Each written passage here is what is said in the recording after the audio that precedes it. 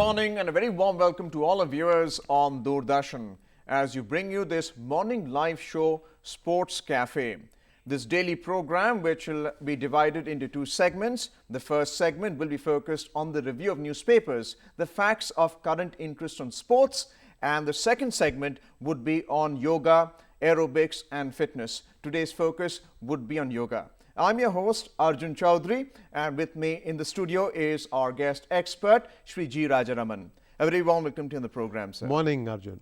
Well, today Mr. Rajaraman is also the occasion of the International Broadcasting Day. Ever since radio waves were invented and used for transmitting and receiving signals that led to the broadcasting of news and current affairs on radio, television and the internet, including the print media, the International Broadcasting Day has assumed a special significance on the 21st of November each year.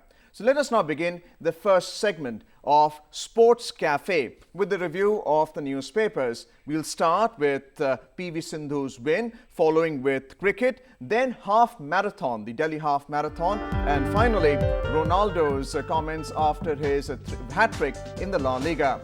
Let's now look at the sports review. PV Sindhu winning the China Open after the silver medal at the Rio Olympics, the 2-1 victory over a Chinese opponent, and her victory earlier in the All England Open, once again justifying her top billing as India's badminton leading champion, followed by Saina Nehwal.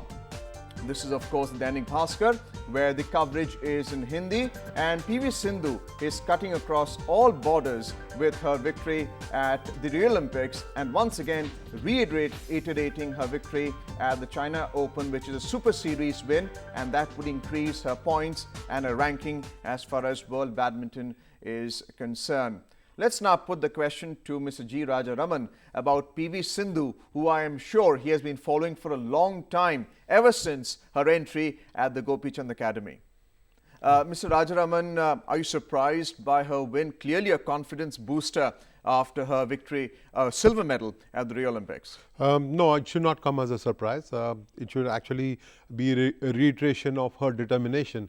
Most people would get satisfied after winning an Olympic silver, but here is this girl who wants to be world number one, who wants to win the All England this year. So she's got her goal right. She's taken some time off sport and she's come back with renewed vigor, and that's great to see. Her discipline is clearly a hallmark. I remember seeing her with Pulela Gopichand and her training at the Gopi Chand Academy. Her victory at the Rio Olympics, she won the silver medal. Many felt that maybe she missed out on the gold, but this time round, despite winning the first game, losing the second, she managed to win the third. Beating the Chinese has become habit for some of the Indians. We have to give credit to Saina Nehwal as well for having set it off among the women, definitely. But Sindhu is now the torchbearer. Saina Nehwal is coming back from injury.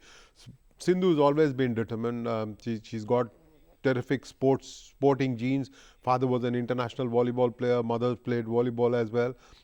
But having started playing badminton, she's using her reach and she's proving to be a smart player. But beating the Chinese, I don't think is really big deal anymore. Carolina Marin, that's the challenge. She's got to beat the world champion. At some point of time, she's got to beat her and then claim that number one spot. Saina Nehwal had won the China Open in 2014. She was the runners-up last year, but she still has some catching up to do. Yes, definitely. Coming back from such a serious injury, that she's back on her feet and already playing, I think nothing short of a minor miracle. Again, tells you of how Saina Nehwal is determined to come back and show to the world that she really belongs to the top 10. So after the Olympics, I remember there has been a great deal of news that has been flowing in, the importance of setting up sporting academies of excellence, and that is really generating champions, and the Pulela Gopichand Academy has been a product of that. There is just that one academy as far as badminton is concerned. There's lots of smaller academies, but you're going to need a lot more of that across multiple sport. And I really believe that you should start young. You should go back to schools and find the champions in the schools, because you will find that those who are doing well have had good education and have had good sports training. So I really think you should go back to schools. If you're going to discover more Sindhus, more Vermas to be playing for India at the highest level, then you got to go back to schools and start finding the champions now. Otherwise, we will be satisfied with just having a couple of players or maybe a handful of them at the world level. For a racket sport, unlike tennis, we've seen a great deal of synergy from the Badminton Federation. How important really is the governing body of sport? I think it's important that the federation supports the players in all forms, whether it's in getting visas or sending entries. I'm glad that some of those controversies have died down. Players are not made to run helter-skelter now.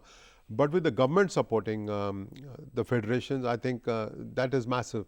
Last year, for example, we had TOPS where athletes could go out and train, go out and compete, not just in badminton but across all sport. And India has done well in racket sport. Squash is doing reasonably well. We've had some terrific tennis players down the year. So India has got the potential. It's got to find more players. We seem to be happy with just having a handful of them at the top. Well, kudos to PV Sindhu's win at the China Open, once again reiterating her position being the silver medals at the Rio Olympic Games. Let's now move on to cricket in the second test match, where India is on poised really for a win on the final day of the second test match. So let's look at the newspapers covering cricket, which has become a national religion now. So Virat Kohli-led Indian side need to pick up 8 wickets to win the second test match against England on the final day. And Ravichandran Ashwin has played a very important role. 5 wickets in the first innings and a wicket in the second innings after the opening pair lasted for more than 50 overs yesterday. So really romanchak mode hai, and our viewers would be keenly awaiting what the result would be on the final day of the second test match being played at Visakhapatnam. But still, England should be in the fight. 318 runs required to win, and our guest expert, Mr. Rajaraman, would be giving us his insights on how the Indians would be bowling on the final day of the second test match. Mr. Rajaraman.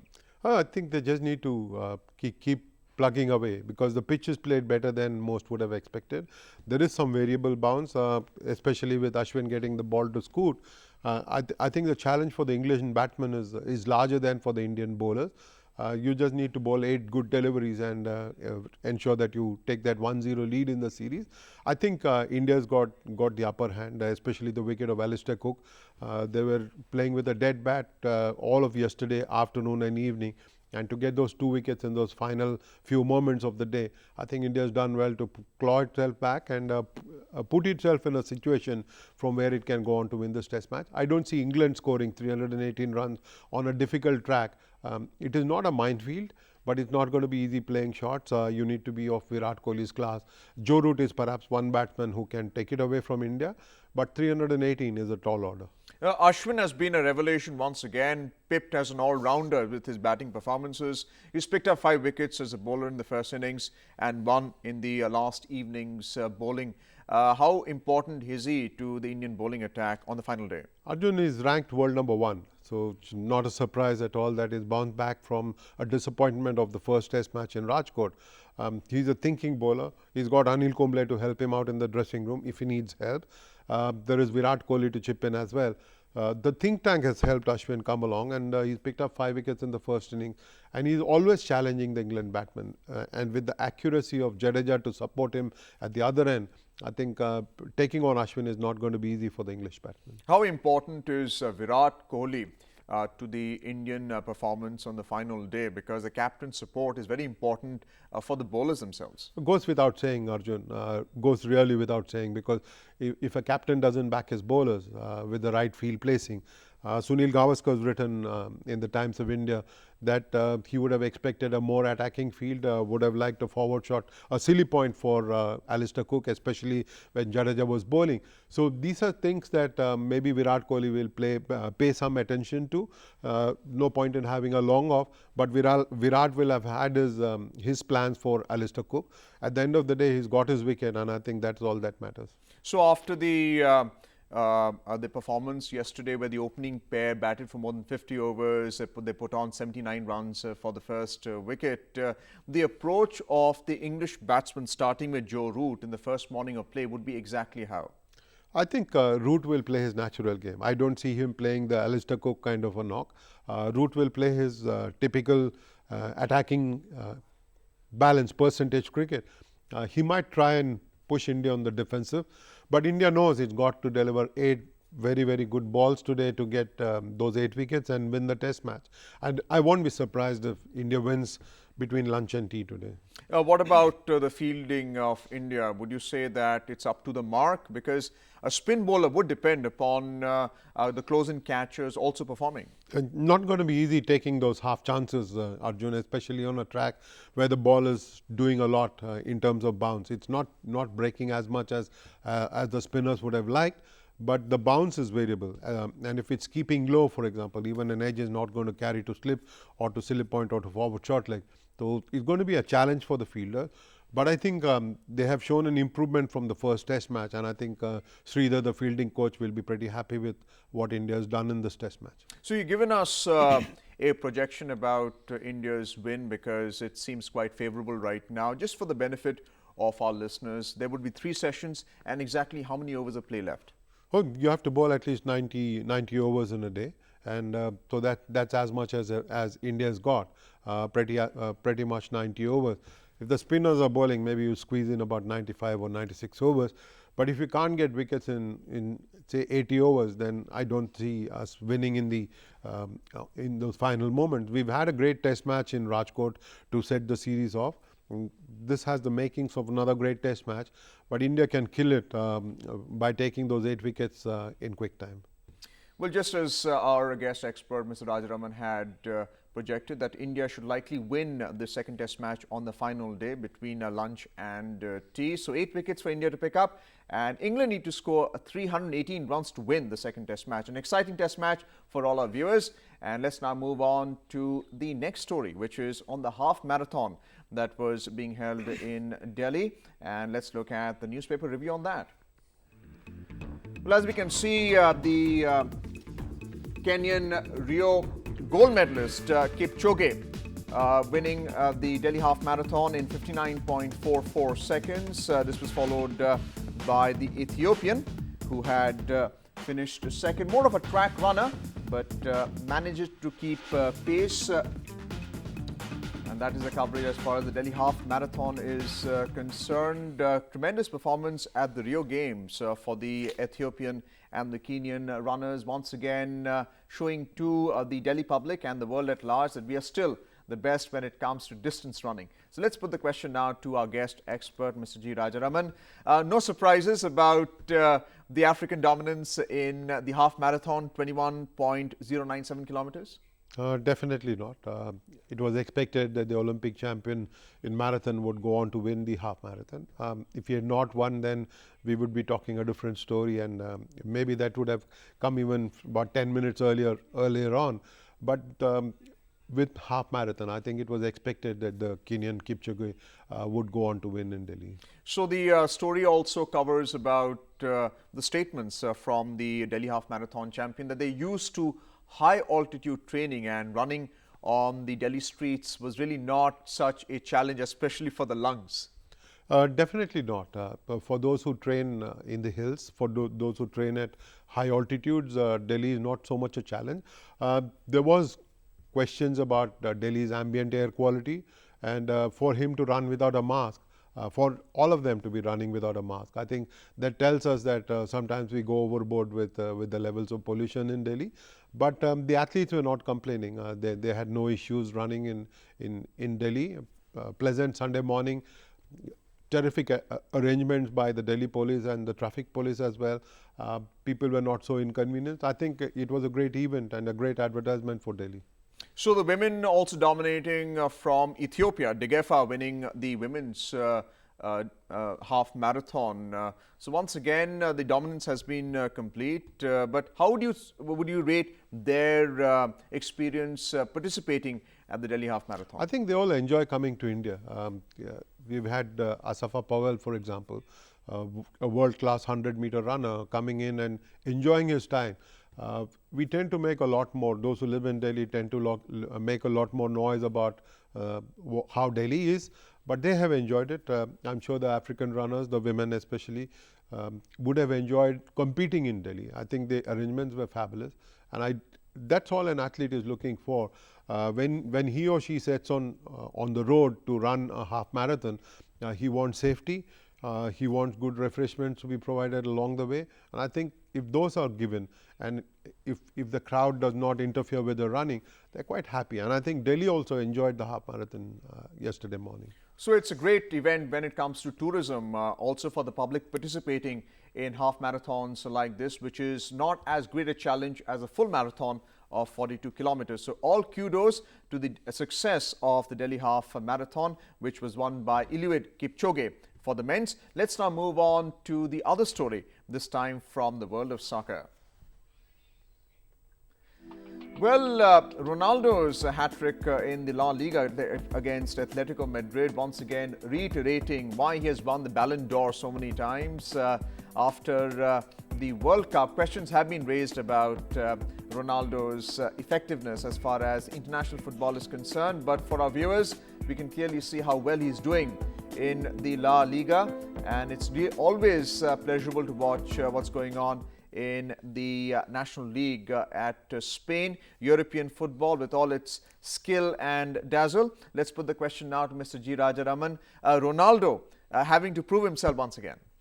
Well, he's a great player. I don't think he's got to prove anything to anybody.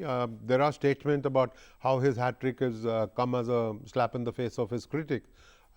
This is a yin-yang game, like a yo-yo. Form is never permanent. People tend to lose touch a little bit, and when it comes back, they're hitting out at critics, and I think this is part of the game. But to watch Ronaldo perform like he does, to score in those big games, and remember, Real hadn't beaten Atletico for a while now. So in that Madrid challenge, in the derby there, to be scoring a hat-trick in one of the biggest games and to put Real on top of the league table, I think he would have drawn immense satisfaction, and I don't think he would have bothered too much about critics and criticism. Well, that was the newspaper review with our guest expert, Mr. Rajaraman, who has been covering sports for a long time, and I'm sure you're quite privy to how he gives his expertise on television. It's now time to move on to our second segment, which is on yoga with Pandit Chandrasekhar Azad, and he will be displaying to us the yogic postures and the importance of yoga in everyday life.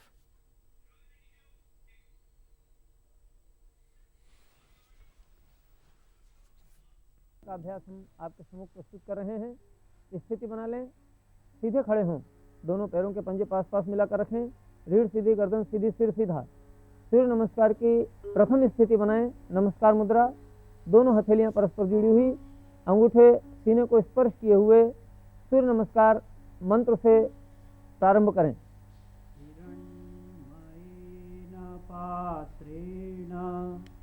सत्यस्यापिहितं मुखं तत्त्वं पूषन्नपावृणु सत्यधर्माय दृष्टये। पहली स्थिति सूर्य नमस्कार की। इसी स्थिति में सूर्य को नमन करते हुए सूर्य नमस्कार का पहला मंत्र उच्चारण करना है।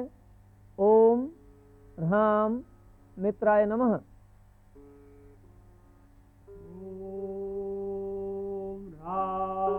मित्राय नमः।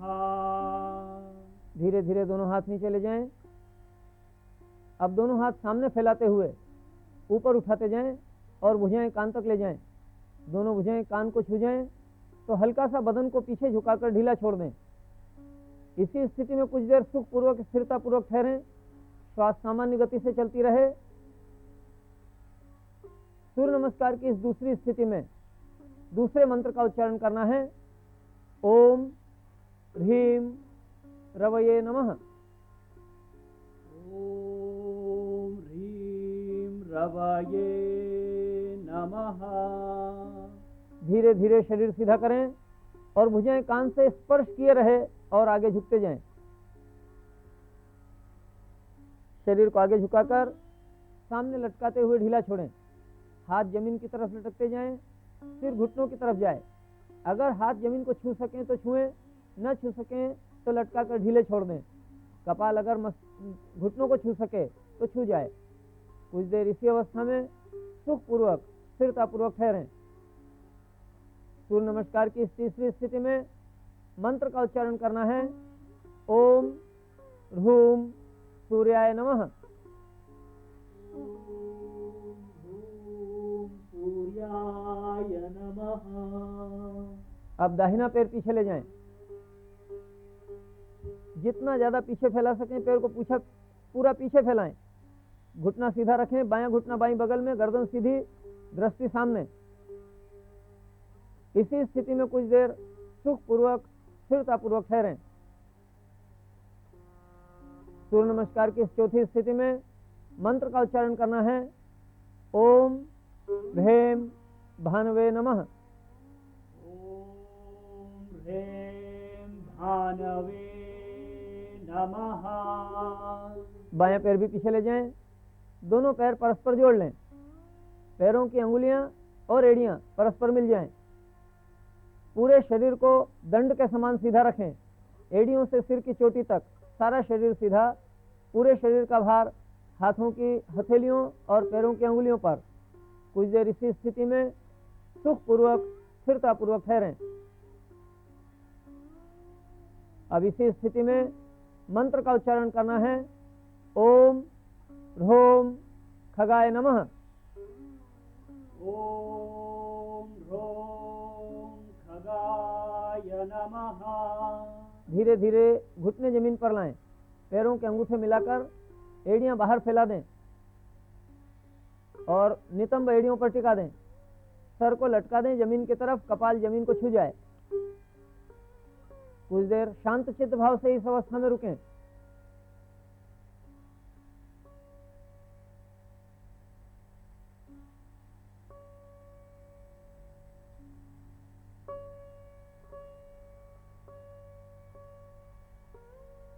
धीरे धीरे नितंब एड़ियों से उठाएं और सिर भी जमीन से ऊपर उठाएं और अष्टांग प्रणिपात आसन की स्थिति में आए। पैरों की अंगुलियां टिकाकर पंजे खड़े कर दें। सीना दोनों हथेलियों के बीच में जमीन पर टिका दें। कोहनियां जो ऊपर उठी हुई है पीठ की तरफ दबा दें। इसी स्थिति में कुछ देर सुखपूर्वक स्थिरतापूर्वक ठहरें।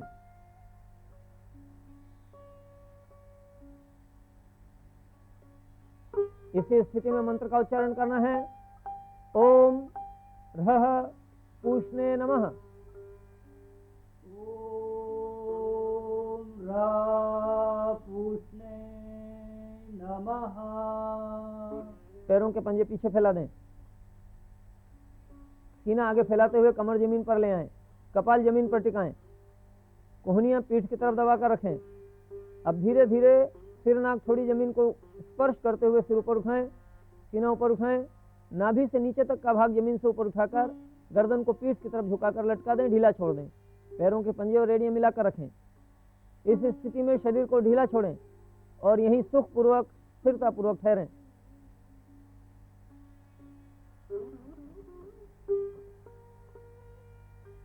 इसी स्थिति में मंत्र का उच्चारण करना है। ओम ह्राम हिरण्यगर्भाय नमः। ओम ह्राम हिरण्यगर्भाय नमः। कूल्हे पुनः एड़ियों की तरफ मोड़ते जाएं। सर को लटकाकर जमीन की तरफ ले जाएं। पुनः शशक आसन स्थिति में आ जाएं। इसी अवस्था में शरीर को ढीला छोड़ें। सुखपूर्वक स्थिरतापूर्वक कुछ देर इसी अवस्था में ठहरें।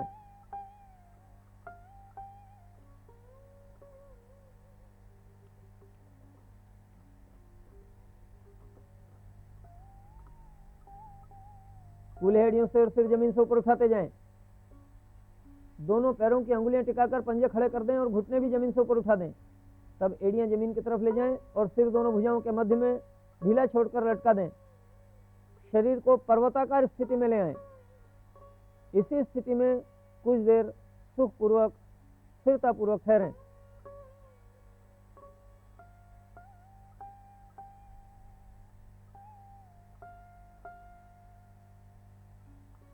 इसी स्थिति में मंत्र का उच्चारण करना है।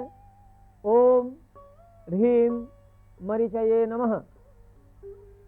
ॐ ह्रीं मरीचये नमः। दाहिना पैर आगे ले आए, दाहिना घुटना दाहिनी बगल में आ जाए और दाहिना पंजा दोनों हथेलियों के मध्य में जमीन पर टिके। पीछे बायां पैर घुटने से बिल्कुल सीधा रखें, दृष्टि सामने, गर्दन सीधी। इसी अवस्था में शरीर को यथेष्ट ढीला छोड़ें, सुखपूर्वक स्थिरतापूर्वक इसी अवस्था में ठहरें।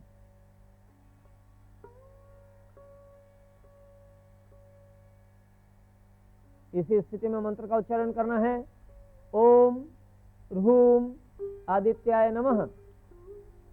ॐ ह्रूं आदित्याय नमः। बायां पैर भी आगे ले आए, दोनों पैर पास पास मिल जाएं, घुटने सीधे हों और शरीर आगे झुका हुआ ढीला। कुछ देर इसी अवस्था में सुखपूर्वक स्थिरतापूर्वक ठहरें।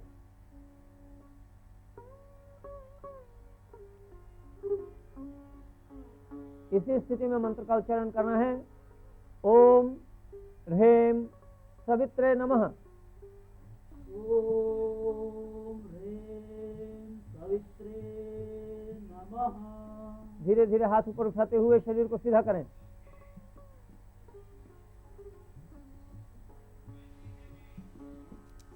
अपनी क्षमता के मुताबिक जितना पीछे झुक सकें पीछे झुकें और शरीर को पीछे झुकाकर ढीला छोड़ दें, वहीं रुकें। कुछ देर सुखपूर्वक स्थिरतापूर्वक इसी अवस्था में ठहरें।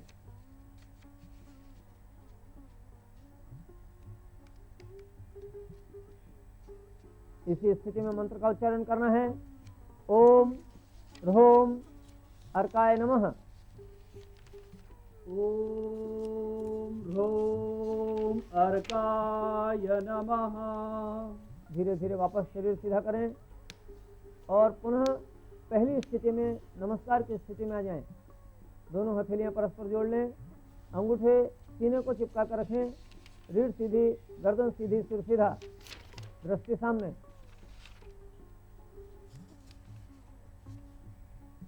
सूर्य नमस्कार की अंतिम स्थिति में कुछ देर सुखपूर्वक स्थिरतापूर्वक ठहरें। अब इसी स्थिति में मंत्र का उच्चारण करना है। ओम ह्रः भास्कराय नमः। ॐ ह्रां भास्कराय नमः। हाथ नीचे ले आए, सूर्य नमस्कार पूर्ण हुआ।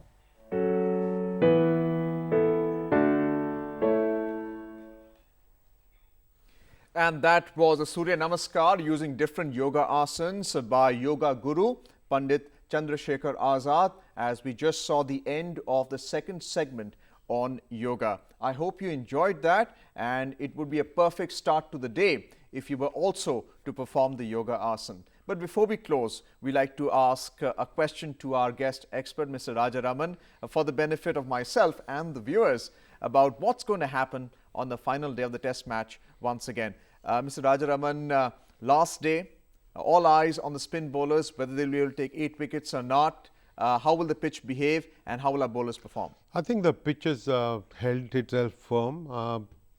You might actually see India winning the test match. Will be hugely disappointing if India doesn't win it before tea time today. And England will then take credit for having drawn a test match. I don't see them winning the test match, but England can take credit if they draw a test match. But I would say 70% chance to India winning the test match before tea time. Will be hugely disappointing if they don't win it. Well, an exciting last day of the second test match being played today. And it's time now also to thank our guest expert, Mr. Rajaraman, for being with us on Sports Cafe, the first episode. Thank you so much, Mr. Rajaraman. Always a pleasure. Thank you so much, Arjun. Well, now let's look at our social media website so that you can connect to us and let us know how we can do Sports Cafe better.